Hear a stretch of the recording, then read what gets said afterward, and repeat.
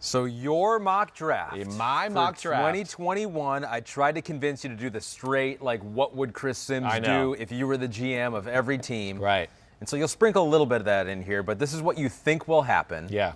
And we'll note the places where you think that that's a bad pick, that you don't think they should do that. But we'll start with the number 1 overall pick, Jacksonville Jaguars. A shocker. Who do you have going number 1? Well, Trevor Lawrence. Okay. Come on, you know that. I mean, we all know that. That's why Urban Meyer took the job. I mean, come on, he was there handing the ball off to Trevor Lawrence during his pro day workout. So, of course, that's going to happen. He's worthy of the number 1 pick. He's got big-time star potential, as we've talked about. Yeah, there's some unrefined things about his throwing that I'd like to see him get fixed, but it doesn't worry me. It doesn't. I mean, again, there's just too many good throws, ability to make every throw, the size, the athleticism, of course, just the intangibles as far as how he acts in pressure situations. I mean, he seems unflappable. So I love this pick for Jacksonville, and I love Trevor Lawrence, even though everybody thinks, I don't, just because I had Zach Wilson as my number 1 quarterback. Had that Sports Illustrated story that, even we talked about on this podcast. Right. You try to slice and dice just because sometimes you get bored of talking about the same things all the time. But the guy's got perspective. And I don't think it was that he doesn't love football. It's just that he's got a lot of other things going on in his life that he likes as well. And you need that. You don't want to be so obsessed with one thing that you drive yourself crazy. No. As I have found in my life many times. When I become obsessed with one thing, it drives me crazy. Well, you're right. And, if he fails a few times or, hits a few bumps in the road here early in his career, I bet he'll have a chip on his shoulder about something. You don't just have that for no reason, especially when you've been the king of college football for the last few years. There's nothing for him to be chippy about. What? Yeah. He runs the show. So there's nothing he's mad or feels cheated about. But no, I'm all for this pick. It makes a lot of sense. It's going to sell tickets. He's a legend in that part of the country. And really, again, he's totally worthy of this pick. He has big-time talent. And even with his little issues as far as the mechanical things that I say can be inconsistent, he can fix those. I've seen enough good throws to know that, first off, he can do it the right way.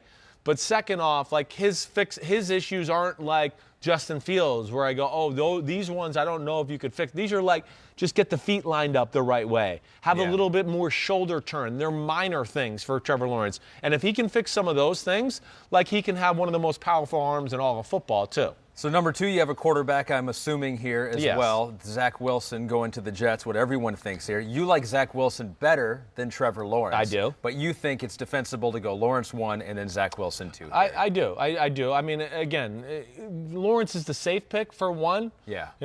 So, and it's the one that's been, sold to the masses for so long.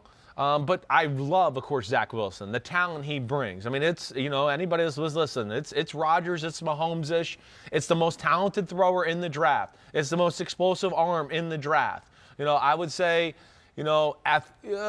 athletically, as far as in the pocket and stuff like that, he's the best. Him and Mac Jones are the best in the draft too, as far as moving in the pocket, doing things like that. Wilson separates himself because he can throw 30-yard lasers from, throwing a ball from knee level. I mean, he can just make throws that nobody else in this draft can make. You need a really short defensive lineman, though. A big lane. You don't need a big lane. You need a big lane. But to me, just the perfect fit for what the Jets want to do on the offensive side of the ball. As you've heard me say, this is Aaron Rodgers with Matt LaFleur up in Green Bay. Now you got Zach Wilson with Michael LaFleur here in New York, and I think it could be a special marriage. All right, so quarterback. Number 3, also going to be a quarterback. You have several thousand San Francisco 49er fans going, please say Justin Fields here, and another 1,000 saying, please say Trey Lance here. And then you have about 5 or 10 that say, I'd be okay with Mac Jones. Right. So what do you think it is? I'm going with a 5 or 10. I'm going with Mac Jones. Yeah, I am. I know there's been a lot of talk about, for the 49ers and people reporting it's down to Trey Lance and Mac Jones. And listen, I don't know the thoughts here all the way, right? I know my friend, and I still, like I said from the start, I think it's going to be Mac Jones. I do. Just first off, I think he's the most worthy of being that number 3 pick. I think that's the guy you trade up for.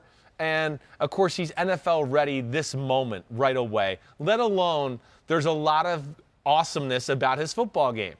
All right, and that's where people are missing out. I know there's not this one thing that just jumps out, but it's when you put it all together and then you watch it on the film, it jumps out to go, Every play is good. Every's a great throw. Great decision. Whoa, awesome moving in the pocket. Whoa, way to change your release a little to throw the perfect ball here into a tight window with people around you. I mean, it's quarterback play at its finest. This is Drew Brees or Matt Ryan type of guy we're talking about here. So yeah, I'm gonna go with Mac Jones here. I understand the Trey Lance love. I'd be intrigued to see what it looks like with Shanahan's offense too. I saw it, I feel like, with RG3 a little bit, right, a few years back. But I think this will be Mac Jones. I'll be surprised if it's not. Be surprised if it's not Mac Jones. Yeah. This is the final call. Mac Jones going number 3 to San Francisco. So then number 4, and let me be clear. Did you do any trades or mock trades? I got a few trades. You do have I got some a few trades coming up. All right, so there is some thought that maybe if the 49ers go Mac Jones there, that someone who's high on Justin Fields or high on Trey Lance may trade up to Atlanta at number 4 right here if Atlanta's not sold on a quarterback, if they want to ride Matt Ryan for a little bit more. So number 4, what do the Falcons do here? I'm going to go with Kyle Pitts, a tight end from Florida here. So stay put and draft the tight end. Stay put, draft the tight end. Matt Ryan still got good years left in front of him. Arthur Smith wants to run that offense. I mean, man, now you got Julio, Calvin Ridley. I know Julio's supposedly on the trade block here, but those two with Kyle Pitts, to me, it just makes sense from not only for what they have on their roster, but the type of offense they want to run there too. They're going to run a kind of a run-first, play-action type offense. That's where Pitts fits, let alone Pitts is as good as any tight end I can remember coming out in the draft. I mean, he's just like we talked about last week. It's a freak show. I mean, you can do whatever you want. So that's if I'm the Falcons, I'm going Kyle Pitts. I mean, I know a lot of people think there's real interest in Trey Lance there in Atlanta. That was kind of the rumor. I'm going to say that they've come to their senses and realized they got a quarterback that's got at least 2 or 3 really good years left in him, and they try to stay in that window for now. Yeah, what is Matt Ryan now? 36, I think? 36, right? Which sounds super young. Now, it's like 36. He's got plenty of years. It's nothing. He can play for another 10 years, maybe. So if there were not these many good quarterbacks in the draft this year, say it was a down year on quarterbacks, would you have any problem seeing Kyle Pitts as a 1.1 number 1 overall pick in some drafts where there's not a clear quarterback? Ooh, you know? Yeah, I mean, he's that type of talent. You would have no problem, you know? Yeah, I mean, it's maybe a small problem taking him number 1 overall. Well, yeah, one's, it's hard to think that it just wouldn't be somebody out there. But no, I mean, he is every bit as worthy of being the number 1 non-quarterback on the draft board. He is definitely, like, I don't look at that and go, oh, this is crazy or this is overhyped. I think anybody that knows me or listened to my pods over the years, if I thought, I would tell you if I was like, man, I like this guy, but he's being a little, I mean, we're talking about the number 1 player in the draft. I don't know about that. No. He's worthy. There's really not a weakness to him. Like knowing what we know now about Jared Goff and Carson Wentz that year. Yeah. It's like knowing what we know now. I know. They're not end-all, be-all. Right. And you think Kyle Pitts could be a generational talent. You'd be like, maybe we would take him over those guys. I hear you. It's quarterback, and you can't tell anybody else anything else. You need a quarterback. You got to have one of those. All right, so number 5, they have a quarterback. Joe Burrow got him number 1 overall last year. Are you going to protect him? Are you going to give him a weapon? That seems to be the question. It is the question. And from everything I know, this is the real question going on in Cincinnati. I mean, I got good info to know that this is a real conversation. And I'm going JaMarr Chase here. Okay. I am. I know I've explained this pick a little bit on the podcast the last few weeks because they could go either way. You know, it could be a Penei Sewell and then draft another receiver at the top of the second, or you could go receiver, and there's going to be another good offensive lineman there at the top of the second too. So which one do you want to do? I think what I got to in my heart of hearts is I just said, you know what? Elite receivers like this don't grow on trees every day. All right? And I'm a big Penei Sewell fan, so don't get me wrong here. But I guess what I'm saying is a receiver can change the offense. A left tackle can't. He can't change it. He can make it better, but he still needs the rest of the offensive line to be good around him, and they need to work as a unit and everything like that. The receiver can totally change the way the team is perceived, the amount of pressure that offense is going to be able to put on the defense. It's going to make them think about, do we want to blitz that offensive line? Right. Because, man, now we're leaving our guys vulnerable with those receivers, Higgins, JaMarr Chase, and him. So I'm going make a unit elite that way. okay, and then build a unit as far as your offensive line is concerned. Don't just try to go for one star guy on that unit. And that's where I'm going to play. Go JaMarr Chase and get the offensive lineman in the second round. They were college teammates at Yeah. LSU. Does that factor at all into the decision here, you think? No doubt about it. I mean, that it's was a special connection. Yeah. Like special. As good as we've ever seen in college football history. I mean, it's right up there with Mac Jones and Devontae Smith this year. But, like, we're talking about this class, right? How, like, there's some talented receivers. We were talking about last year, how last year was talented receivers. And everybody last year would have told you JaMarr Chase is the best receiver in the country last year. I mean, last year he was the guy. He could have left.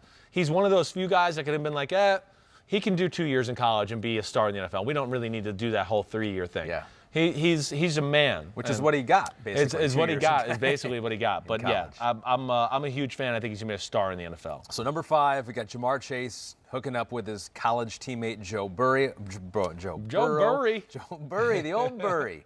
Number 6, the Miami Dolphins. A lot of people think they could do the same thing. I know. Tua and perhaps one of his receivers at Alabama. Number 6, Dolphins, what do you got? I'm going Devontae Smith. You are. I am. Devontae Smith is, I mean, again, as I said during my wide receiver rankings, it's like 1A and 1B with Chase and Devontae Smith. I mean, these are stars, studs. And Devontae Smith really, I mean, it's best route runner in the draft, incredible feet at the line of scrimmage, and can fly. Can flat out fly. So, I just think when you take all that stuff into account, it's hard to pass him up. He's a game breaker for me, let alone he's going to be able to do all the meat and potato stuff. The only thing is the weight, like we've talked about. Yeah. It's the only risk. Because if he gets hurt, everyone's going to say, I told you so. He was too skinny. But, again, you have to have some evidence to lead you down that road to think, ooh, that could be an issue. And there's just really nothing there. For me, he's amazing. He really is. These two guys are special wide receivers in the NFL. There's a lot of talk about Jalen Waddle here, too. I know. And it seems like, Mike was talking about that on the show. He thinks that, and I think Mike was probably saying that because he's probably heard that from somebody. So what do you make of that? You're probably lower. Not that you're low on Waddle because you still have him, in your top 4 yeah, I mean, wide I'm receivers? 4, right? I'm a De'Ami Brown lover. A lot of people think Waddle's the burner, that can get downfield, the more dynamic guy. Well, he's more of a slot guy. I mean, he's got incredible acceleration, all of those type of things. He plays smaller, and I think there is more slot value to him. Maybe can you do more of the speed sweep gadget type stuff? Okay, maybe with him. But, again, I prefer Devontae Smith more than him. But I know there's a lot of people that think this could be a Jalen Waddle pick here. All right, so we got receiver, I guess if you count Kyle Pitts as a receiver. Close enough. At number 4. So now my Detroit Lions, number 7. And you know what I did? I bought the draft hat. Have you seen those draft hats? I haven't seen the new ones. The big logo in the front. Yeah, is it like this year's official draft hat? Yeah, I did. I've never done that before. Good for you. But Look at you. For whatever reason, I saw it and I thought it looked good. I'm not even a hat guy. Right. I don't even wear that many hats. Watch you guys trade out of the first round. You can't even put it on. And I should have brought that. But number 7, the Lions have a lot of holes. Yeah. They could trade down if they can, I guess. What do you think they'll do? I do think they'll look to trade down. Yeah. I don't doubt that. I think, though, ultimately they're not going to find anybody there quite yet. And I think Penei Sewell is going to be the pick. I'll take it. I'll take it. I think so. One, there's need there on the offensive line, okay? And then 2, I mean, Penei Sewell's really good. I mean, he's a phenomenal football player. And I think he kind of embodies the attitude of what they want up there. I mean, Dan Campbell biting kneecaps and all of that. Sewell's got that mean, tough, kind of gritty attitude that I would think that Dan Campbell saw with the New Orleans Saints or his days with Bill Parcells and back then. This is the kind of offensive lineman that make teams good and nasty, So I look at that, and then you add Anthony Lynn into the conversation. I just look at all of that and go, that to me seems like running, physicality. Let's start to win that battle first up front. And I think they'll go there, and, of course, he's a hell of a player. I'd be all about that. Because when you have all these holes, and you did say it is a deep tackle class. Yeah. Right? You can get some in the second round, but you're not getting any. You're not getting of the Penei caliber. Sewells. No. Maybe in the next 5 years. Well, right? For a tackle like him. He's got some freakish things, right? He has some things you look at for me where I just go, there's some Hall of Fame traits. To be close to 330 and to be as twitchy and as quick as he is, and then, to be the true nasty road grader we talked about a little bit. I mean, there's really everything is there. Everything other than maybe elite arm length is probably the only thing we're missing here. And it's close enough. And his arms play long. Like, I was shocked. What was his measurement for his arms, Pete? Do you remember it was like, I want to say a little under 34. Pete, off the top of your head, he should have the arms what is he doing? Every player off the top What of is he his doing? Head. No, he's still looking. We'll get back to the arm length. Yeah, don't worry. We'll get it's not back that to the big of a arm length thing. of Penei Sewell. And we'll see maybe if the Lions want to 33 and a quarter. See? Yeah, you'd like it closer to 30. You'd like it 34. But I mean, that's pretty close. I know. It's pretty close. You'll be all right. Number 8 then. So if you got the first offensive lineman going off the board at 7 to the Lions, the Carolina Panthers, which is going to be fascinating because there are even people that think, even after trading for Sam Darnold, like, if Fields is there and if Lance is there, they might be get a shocked. quarterback. All right, I think Carolina tried to tell us without telling us what their quarterback plan was. One, there's a lot of rumors in the NFL community that they were looking to trade up in the draft anyways to get a quarterback, okay? They coached Mac Jones at the Senior Bowl. And I don't think it's a coincidence that, the 49ers traded up to 3 and people like me and everybody kind of linked them to Mac Jones. And then, 3 days later, it's Carolina's in trade talks with the New York Jets. I don't think that's coincidence, right? So I think they've already made their play here. I think they're going to say, we don't know, because they're hoping somebody might worry about them still taking a quarterback. And I think that's probably why they haven't done the 5th-year option. They're trying to sell that bill of goods. We still might take the quarterback. See, we didn't give him the 5th-year option. We traded all these picks away for him. And we're just going to throw them down the river. That doesn't make sense. Yeah. And to me, for what they're trying to do in Carolina, they want a quarterback like a Mac Jones or a Sam Darnold or a Teddy Bridgewater, which I mean just be surgical throwing the ball from in the pocket. To me, Justin Fields and Trey Lance are not that at this point of their career. So the Carolina Panthers have picked number 8. I got him. Trade him back. Because the Washington football team is coming up to take Trey Lance. Wow. Okay? Washington and there's trading my up. first. I just feel like Washington's a team that's got a lot of things on their roster that are really good. I know there's some teams that are hot on Trey Lance. I've been told by some people in the know, all right? I don't know for sure if it's Washington. Yeah. But I'm going to say that they are one of the teams here that makes a play. So they would go from 19 Yes. all the way to 8. Right. Which is going to be a interesting haul. to know what that haul would I be. know. Is that multiple first-rounders? It might be. It might take, a swapping in this first round, next year's first round, and probably some other stuff to go along with it. Yes. I'm going to make that play. All right. Trey Lance sitting there, big-time talent. The Washington football team, Ron Rivera, the way they're setting it up, with Norv Turner's son. I'm blanking on his first name. I have so many damn names in my head. Yeah, Norv Jr. No, it's not. It's driving me crazy. I can picture his face. But Scott Turner, thank you very much. Scotty. Damn, sorry, Scott. But their history with Cam Newton, Trey Lance can be that type of quarterback. All right, yes, might not be ready right now. Okay, we got Ryan Fitzpatrick. You could sit here for a year, learn those type of things. Yeah. I'm going to play that. I think somebody's going to make a play here. Washington, to me, is the team that jumps out. So if I had to pick one, I'm going Washington, making the move. All right, so you think that could be the first spot that a team trades up. Number 8, Washington getting Trey Lance from North Dakota State. So let's recap our first 8 picks so far. Some chalk at the top there. Everyone thinks Lawrence, Wilson, and Mac Jones has been the rumor for quite some time. Kyle Pitts, Florida, the Falcons, JaMarr Chase, Devontae Smith, Bengals and Dolphins. The Lions taking Penei Sewell, and then Trey Lance going to Washington. So we have 4 quarterbacks going in the top 8. Damn. Pretty good.